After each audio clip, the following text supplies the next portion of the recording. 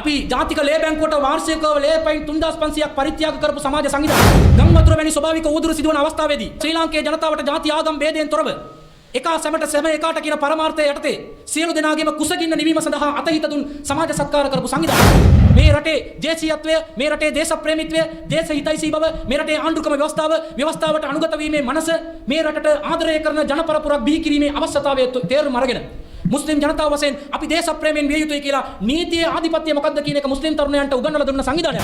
නමුත් ක්‍රිස්තියානි ජනතාව තෘප්තිමත් කරනු පිණිස කිසිදු හේතුවක් නොමැතිව අපේ සංවිධානය ඇතුළුව තවත් සංවිධාන 11ක් ඒකෙන් ප්‍රජාතන්ත්‍රවාදීව 100%ක්ම ප්‍රජාතන්ත්‍රවාදීව කටයුතු කරපු අපේ සංවිධානයේ ඇතුළු සංවිධාන 5ක් තානම් කරා. එතන මේ සිද්ධ වුණේ අපරාධයක්. මගේ නම ගෞහර්. ප්‍රශ්නයක් තියෙනවා මගේ සහෝදර මාත් එක්ක සේවය කරන සහෝදරයෙක් ආපු ප්‍රශ්නයක්. හරි. ඔබ අහනවා ඔබේ ශ්‍රී ලංකා තවහිද් ජමාත් ඒ වගේ ශ්‍රීලංකා තවහිද් ජමාත් ඒ වගේ තවහිද් ජමාත් ගොඩක් කියන සංවිධාන ඒ ඔක්කොම තහනම් කරලා ප්‍රශ්නේ. එයි ඒක තහනම් කරේ දැන් ඒක තහනම් ඉවත් කරලා තියෙන්නේ. මොකද ඔයගොල්ලන් කරපු වරද ඊට පස්සේ ඔයගොල්ලෝ ඒ වරද පිළිගන්නද ඒකට දඬුවම් ලබලා ඉවර වෙනාද ඔයාලට ඒක සංවිධානයේ තහනම් ඉවත් කරේ කියලා අහනවා. ඒකෙන් අර සංවිධානය 11ක් විතර තහනම් කරපු එක දැන් 5කට තමයි දීලා තියෙන්නේ. ඇයි ඒවා එහෙම කරලා දීලා නම් අද කරපු ඒ ජෞහර් සහෝදරයාගේ මිත්‍රවරයා ආපු ප්‍රශ්නෙට හොඳ ප්‍රශ්නයක්. කාලින ප්‍රශ්නයක්. පාස්කු ප්‍රහාරය සිදුවීමත් සමග ඒ පාස්කු ප්‍රහාරයට තව්හීද් ජමාත් කියලා තව්හීද් නමක් සම්බන්ධ සංවිධානයක් සම්බන්ධ වීමත් සමග ශ්‍රී ලංකාවේ ආරක්ෂක අංශයට පොලිසියට ත්‍රිවිධ හමුදාවට යම් කිසි කැළඹිලි සාගත තත්ත්වයක් ඇති වෙනවා. මොකද්ද මේ වුනේ රටට? ඒ අපේක්ෂා දේශපාලඥයන්ට දන්න දෙයක් පොලේ වහලා ගාපු ගෙහෙමක් යම් දේශපාලන න්‍යාය පත්‍ර සිද්ධ වුණා. නමුත් ආරක්ෂක අංශ වලට යම් කිසි ප්‍රශ්නයක් ඇති වුණා. එතනදී තව්හීද් සංවිධාන කියන්නේ මොකද්ද තෝරලා බේරලා ගන්න ආරක්ෂක අංශ වලට යම් කාලයක් ගියා. පාර්ලිමේන්තු තේරීම්කාරක සභාවක් පැවැත්තුවා. ඒ සභාවට මම සජීවීව සහභාගී වුණා. යහපාලන ආණ්ඩු කාලේ සජීවීව අපි පැය 1යි විනාඩි 45ක කාලයක් අපේ සංවිධානයේ කලින් ශ්‍රී ලංකා තව්හීද් ජමාත් සංවිධානයේ අපි ක්‍රියා කරපු දේවල් පසුව සිලෝන් තව්හීද් ජමාත් කියලා අපි ක්‍රියා කරපු දේවල් සියලු ක්‍රියාකාරකම් සාක්ෂි සාධක සහිතව අපි සමාජගත කරා. කිසිදු විමර්ශනයකින් පසුව ඒ සම්බන්ධයෙන් තිබුණේ නැහැ. නමුත් පසුව ආණ්ඩු පෙරලීමක් සිද්ධ වුණා. නැවත ගෝඨාභය රාජපක්ෂ ජනාධිපතිවරයා බවට පරිවර්තනය වෙනවා පත් වෙනවා. ඒ අවස්ථාවේදී නැවත ජනාධිපති කොමිසමක් පත් කරනවා පාස්කු ප්‍රහාරය සම්බන්ධයෙන්. ඒ කොමිසමටත් අපි ඉදිරිපත් වුණා. අපිව කැඳෙව්වා. අපේ සාක්ෂි සාධක අපි පවත්වපු දේශනා අපි කරපු සමාජ සත්කාර අපි පවත්වන මෙවැනි වැඩසටහන් වල සියලු ලේඛන සාක්ෂි සහිතව පිටු 108ක කට උත්තර ප්‍රකාශයක් මා විසින් ලබා දුන්නා. අවශ්‍ය කරන යම් ඉස්ලාම් දහම පිළිබඳව යම් සංකීර්ණ තැන් තිබෙනවා නම් ඒවා නිරවුල් කරන විග්‍රහයන් අපි ලබා දුන්නා. පාස්කු ප්‍රහාරයේ සිදුවීමත් සමග 2019 අප්‍රේල් 21 වෙනිදා පාස්කු ප්‍රහාරය සිද්ධ වෙනවා. ඒ දවසේ පටන් මම පෞද්ගලිකව කරපු දෙයක් තමයි ශ්‍රී ලංකාවේ ඉස්ලාමීය සංවිධාන ගැන මම පොතක් ලිව්වා. මම පොලිසියට කට උත්තර දෙන්න කියා මාධ්‍යවල මාව ප්‍රශ්න කරනවා. නොයෙකුත් අකරතැබ්බයන් වලට අපටත් මුහුණ දෙන්නට සිද්ධ වුණා මුස්ලිම් සමාජය වශයෙන් තව්හීද් සංවිධානයේ කමිටු සමාජිකයන් වශයෙන්. නමුත් ඒ සියලු අභියෝග මැද අපි වහාම සංවිධාන පිළිබඳව සංවිධාන ව්‍යාප්තිය පිළිබඳව සංවිධාන ව්‍යුහය පිළිබඳව ඉස්ලාම් සමාජයේ පොතක් මම ලියලා ඒ පොත මම ශ්‍රී ලංකා පොලිස් මූලස්ථානයටයි ආරක්ෂක අමාත්‍යාංශයට ලබා දුන්නා. ඉස්ලාම් වල සංවිධාන ව්‍යාප්තිය පිළිබඳ මුලින්ම දල අදහසක් ලබා ගන්න කෙනෙක්. මුස්ලිම් නම් වල තියෙන සංවිධාන මොනවද කියලා තේරුම් ගන්න බෑ. එක පාට මොකද්ද කියලා හොයා ගන්න බෑ. මේමයි වීදිලා තිබෙන්නේ. එසේ අපි සහාය දුන්න අය සියලුම ආකාරයේ රාජ්‍ය ආරක්ෂක ආයතන වලට අපි සහාය ලබා දීලා සියලු දේවල් කරා. නමුත් ක්‍රිස්තියානි ජනතාව තෘප්තිමත් කරනු පිණිස කිසිදු හේතුවක් නොමැතිව අපේ සංවිධානයේ ඇතුළුව තවත් සංවිධාන 11ක් ඒකෙන් ප්‍රජාතන්ත්‍රවාදීව 100%ක්ම ප්‍රජාතන්ත්‍රවාදීව කටයුතු කරපු අපේ සංවිධානයේ ඇතුළු සංවිධාන 5ක් තානම් කරා. ඇත්තට මේ සිද්ධ වුණේ අපරාධයක්.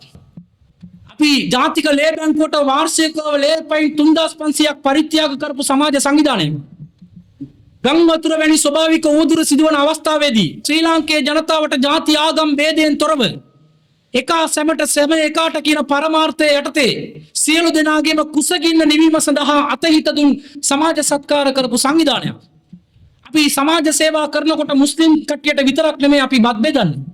එකම හැන්දෙන් සෑම ජාතියකටම බත් බෙදපු සංවිධානයක්. රුධිර පරිත්‍යාගයේ පවා ඉස්ලාමීය පුණ්‍ය කටයුත්තක් කියලා මේ මුස්ලිම් සමාජය තුළ දැනුවත් කිරීමේ ව්‍යාපාර පවත්වන ලේ දන් දීමේ කඳවුරු පවත්වන මුස්ලිම් සිවිල් සංවිධාන බිහි කරපු සංවිධානයක් අපි.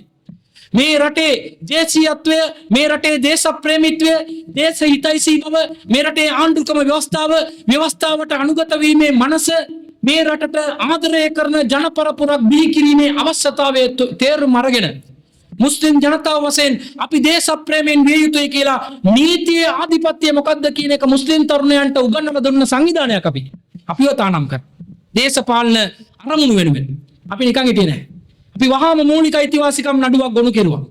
ගොනු කරලා ශ්‍රේෂ්ඨාධිකරණයේ සහාය පතලා අපේ සංවිධානයේ ත්‍රස්ත මර්ධන පනත යටතේ තහනම් කිරීමම අනීතිකයි කියලා අපි අභියෝග කරනවා.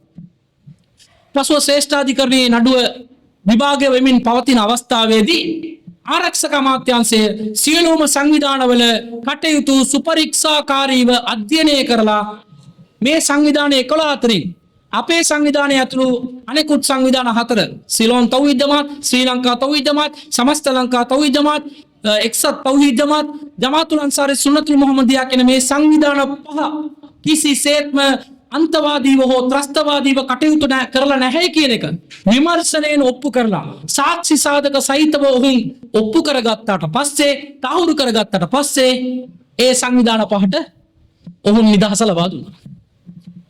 නමුත් වසර දෙකමාරක කාලයක් තහනම කියන ඒ වචනය තුල අපි හිර වෙලා සමාජයේ නොයෙකුත් අකරතැබ්බයන්ට අපි මුහුණ දුන්නා.